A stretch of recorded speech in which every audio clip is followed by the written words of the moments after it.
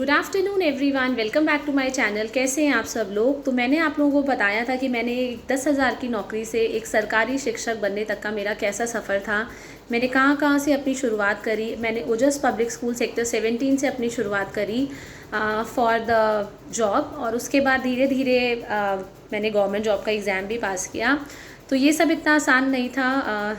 यकीन मानिए कि हर बार मैं हारती थी और फिर उसके बाद अगले दिन हर सुबह मैं दोबारा एक नए सपने के साथ उठती थी कि नहीं, मैं हार नहीं मान सकती हूँ। कोई मोटिवेशन के लिए भी नहीं बचा था। मैंने आपको बताया था कि मैंने ओजस पब्लिक के बाद गीता रतन में ज्वाइन किया। मैंने 2 साल वहाँ पे जॉब किया। उसके बाद मैंने क्वीन मेरी जॉब किया 5 साल तक। वहीं पे मेरी शादी हुई, वहीं पे मेरा बेबी भी हुआ एंड मैंने फिर से क्वीन मेरी ज्वाइन किया।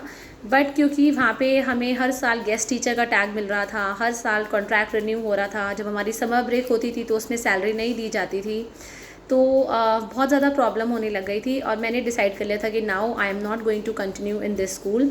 एंड देन मैंने अप्लाई किया माउंट आबू में। माउंट आबू में जब मैंने अप्लाई किया तो मैं जिस दिन एप्लीकेशन फॉर्म देने के लिए गई थी, sector 5, it is a very famous school. अगर आप लोगों को भी वहाँ पे अप्लाई करना है, आप लोग उसमें मेल के थ्रू अप्लाई कर सकते हैं, अपना CV मेल कर सकते हैं। तो डेफिनेटली माउंट आबू जो होता है टैलेंटेड को, हार्ड वर्किंग टीचर्स को ज़रूर मौका देता है। बट वहाँ पे जॉब करने के लिए आपके पास you should be highly energetic, you should be self motivating. तो काफ़ी सारी क्वालिटीज़ चाहिए होती है माउंट आबू में टिकने के लिए। एज़ मैं तो वहाँ पे 1-1.5 साल से ज़्यादा काम नहीं कर पाई। जब मैंने वहाँ पे ज्वाइन किया एज़ TGT साइंस, शुरू में तो ठीक लगा। 3 बजे तक टाइम था वहाँ पे, 7:40 से लेके 3 बजे तक का टाइम था। ऑल दो टीचर्स वहाँ पे बहुत स्टे बैक कर करके चेकिंग करती थी, काफ़ी सारा काम करती थी, बट मैंने एक भी दिन स्टे बैक नहीं किया वहाँ पे। एज़ येस, जब कंपलसरी होता था स्टे बैक सबके लिए करना, एज़ कि 2 दिन फंक्शन से पहले, तब मेरे को करना पड़ता था। क्योंकि मेरा बेबी छोटा था उस टाइम, 1 साल का था, तो मुझे घर आने की बहुत जल्दी रहती थी। पर 3-4 महीने तो ठीक था। उसके बाद धीरे धीरे करके वहाँ पे एक ग्रुप था टीचर्स का। वहाँ पे इतने ज़्यादा मैसेजेस आते रहते थे, इतने ज़्यादा मैसेजेस। क्योंकि मुझे लगता है कि अगर हम स्कूल में जॉब कर रहे हैं, हम टीचर्स जो होती हैं, स्पेशली गर्ल्स अगर स्कूल में ज्वाइन करती हैं, BEd करती हैं, DLEd करती हैं, इसलिए करती हैं कि हाफ़ टाइम वो स्कूल को और हाफ़ टाइम अपनी फैमिली लाइफ को भी वो बैलेंस कर सके। बट वहाँ पे फैमिली लाइफ बिल्कुल ख़त्म हो गई थी। घर आने के बाद भी लगातार, जब मैं घर आके आराम करती थी, लगातार कंटिन्यूसली ग्रुप पे मैसेजेस आते रहते थे। इवन मुझे साइलेंट करके सोना पड़ता था, क्योंकि मैं बचपन से ही दिन में 2 घंटा ज़रूर सोती हूँ। वो आज तक मेरी हैबिट है। एंड मैंने अपने बेटे को भी वही हैबिट डाल रखी है, क्योंकि जब हम सोते हैं तो हमारी जितनी भी एनर्जी हम पूरे दिन में यूज़ करते हैं वो वापस रीचैनलाइज हो जाती है, रीजनरेट हो जाती है। तो इतना ज़्यादा कॉल्स आने लग गई थी, मेरे को डिस्टर्बेंस होने लग गई थी। क्या है ये, हर टाइम रात को 11-11 बजे तक भी वहाँ पे टीचर्स के ग्रुप पे मैसेज आते रहते थे। तो उसके बाद 6 या 7 महीने के बाद ही मैंने सोच लिया था कि मैं यहाँ पे नहीं करने वाली हूँ। अगर मेरे अंदर ये है, मैं मजबूरी में कुछ भी नहीं करती हूँ। अगर मेरे मन के अंदर आ जाता है कि बस अब मुझे नहीं करना है, तो मैं नहीं करती हूँ वो चीज़। क्योंकि कुछ मजबूरी में किया जाए तो उसका कोई फ़ायदा नहीं होता। ना तो हम उसमें अपना 100% दे पाते हैं, ना हमें उसका रिज़ल्ट आता है। ऑल्दो जो पूरा अपना डिवोशन के साथ अपनी फैमिली को भी, मतलब मैं क्या बोलूँ, अपनी फैमिली को भी थोड़ा बहुत भूल के वहाँ पे काम कर सकता है, जिसको बहुत ज़्यादा पैसों की नीड है, तो वो डेफिनेटली वो सैलरी बहुत अच्छा देता है स्कूल। बट ये सेकंड सैटरडे भी, छुट्टी के दिन भी बुला लेते हैं। इतनी ज़्यादा वर्कशॉप्स, हालांकि मेरे स्किल्स वहाँ पे बहुत इंप्रूव हुए। मैंने इतनी सारी वर्कशॉप्स अटेंड करी। वहाँ पे हर हफ्ते 2 से 3 वर्कशॉप होती थी टीचर्स के लिए, and that are paid workshops. मतलब स्कूल उसके लिए पे करता था, हम लोगों की अपग्रेडमेंट के लिए, हम लोगों की स्किल डेवलपमेंट के लिए। तो मैं आपको बिल्कुल मना नहीं करूँगी, वो मेरे को सूट नहीं करा, तो that is a different thing. तो मैंने वहाँ पे क्या किया था, जनवरी में वहाँ पे सर्कुलर निकला मैनेजमेंट की तरफ से, अगर किसी को भी जॉब छोड़नी है, न्यू सेशन में कोई ऐसा कैंडिडेट जो कंटिन्यू नहीं करना चाहता है, तो वो बता दे। और उसमें आप बिलीव मानो, मैंने घर आके अपने हस्बैंड से बोला कि ऐसे ऐसे सर्कुलर आया, मैं रिज़ाइन कर दूं। तो हस्बैंड ने बोला क्या हुआ, नहीं करना चाहती है तू। मैंने कहा नहीं, मुझे नहीं करना है, मुझसे नहीं होगा।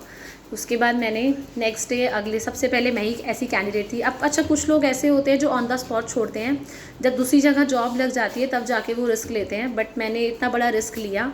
अब रिस्क इसलिए लिया क्योंकि मुझे भरोसा था कि अभी मेरे पास 2 महीने हैं। जनवरी में सर्कुलर निकला था, मार्च तक मेरे को माउंट आबू में करना था। पर मैंने जनवरी के 17-18 तारीख को ही रिज़ाइन के लिए बता दिया था कि मैं I am not going to continue in the next session. जबकि मेरी किधर भी जॉब नहीं लगी थी।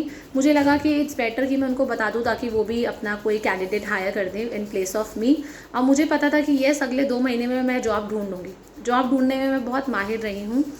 स्टार्टिंग से ही मैं आपको बताऊंगी कि किस तरह से हम जॉब सर्च करते हैं, मैं अपनी नेक्स्ट वीडियो में बताऊंगी, तो आपको कभी भी प्रॉब्लम नहीं होगी जॉब ढूंढने में। आप हमेशा ध्यान रखिए, ऐसा नहीं है अगर टीचर्स इतनी सारी हैं ना दुनिया में, तो स्कूल्स भी बहुत सारे हैं जो कहीं तो कोई ना कोई आपकी स्किल्स को वैल्यू करेगा, उसको अहमियत देगा। तो ऐसा बिल्कुल मत सोचिए कि हमने टीचिंग कोर्स करके गलती कर दी है, ऐसा नहीं है। जब टीचर्स इतनी हैं तो स्कूल्स भी बहुत सारे हैं आप लोगों के लिए, राइट। तो मैंने फिर वहाँ पे रिज़ाइन किया। मेरे को मैम ने बोला, ज्योति अरोरा मैम ने, कि तुम क्यों रिज़ाइन कर रहे हो। तो मैंने थोड़ा एक्सक्यूज़ बनाया कि मैम घर मैनेज नहीं हो पा रहा है और मेरा बेबी भी छोटा है, तो I need a break from the working schedule. तो उनने बोला ओके, अगर कभी भी तुम्हें वापस आना चाहो तुम तभी आ सकती हो। तो मैंने बोला ओके मैम। फिर उसके बाद अगर आप लोगों को याद हो, वो 2020 का टाइम था जब मैंने वहाँ से रिज़ाइन किया था। एंड मैंने फिर आई हैव स्टार्टेड अप्लाइंग, और मेरा लेंसर्स प्रशांत विहार लेंसर्स कॉन्वेंट में हो गया था। एंड मुझे वहाँ पे 45,000 सैलरी में ऑफ़र हुई थी, और मेरी अभी तक की सबसे ज़्यादा सैलरी थी वो। 45,000 सैलरी जाने के बाद, मतलब मेरी होने के बाद, मेरा TGT साइंस में सिलेक्शन हुआ था। मैंने डेमो वहाँ पे वाइस प्रिंसिपल के साथ इंटरव्यू था, रिटर्न टेस्ट था, प्रिंसिपल के साथ था, काफ़ी सारे 3-4 राउंड से जो मैंने क्वालिफाई करे। और मेरी 1 अप्रैल 2020 से ज्वाइनिंग थी। वहाँ पे पूरा साड़ी ड्रेस कोड था, मैंने पूरा साड़ी वगैरह की शॉपिंग भी करी। पर अचानक से क्या हुआ था, अगर आप लोगों को याद हो, 2020 में 23 मार्च को लॉकडाउन हो गया था, जब कोविड आया था। तो उस टाइम पे सब कुछ कंप्लीट लॉकडाउन हो गया था, और मेरी 1 हफ्ते के बाद ही ज्वाइनिंग थी, और मेरी ज्वाइनिंग जो थी फिर पोस्टपोन हो गई। मतलब मेरी ज्वाइनिंग मैं वहाँ पे कर ही नहीं पाई। तो that was the biggest shock for me, क्योंकि मैं बहुत एक्साइटेड थी लेंसेज में ज्वाइन करने के लिए कि मुझे वहाँ पे ज्वाइन करना है। बट किस्मत को कुछ और मंजूर था। जब आपकी किस्मत आपको डिसाइड कर लेती है, जब आपकी किस्मत में लिखा होता है, तो आप कुछ भी नहीं कर सकते, भले ही आप जितने मर्जी टैलेंटेड क्यों ना हो, आप जितने मर्जी इंटेलिजेंट क्यों ना हो। तो उसके बाद क्या हुआ, मैंने फिर उसके बाद पूरा 1 साल ऐसा था कि मैं घर पे रही, कुछ भी नहीं। अब मुझे ऐसा लगता है वो शायद 1 साल भी क्या था, it is mix of emotions, बहुत सारी चीज़ें उस 1 साल में हुई। 13 अप्रैल को मेरे हस्बैंड को कोविड हुआ। 13 अप्रैल हमारा फर्स्ट नवरात्रा था, उनको हुआ। उसके बाद मेरी मदर इन लॉ को, फादर इन लॉ को कोविड हुआ। एंड फिर सब कुछ चेंज हो गया, सिर्फ मैं और मेरा बेटा बचा था।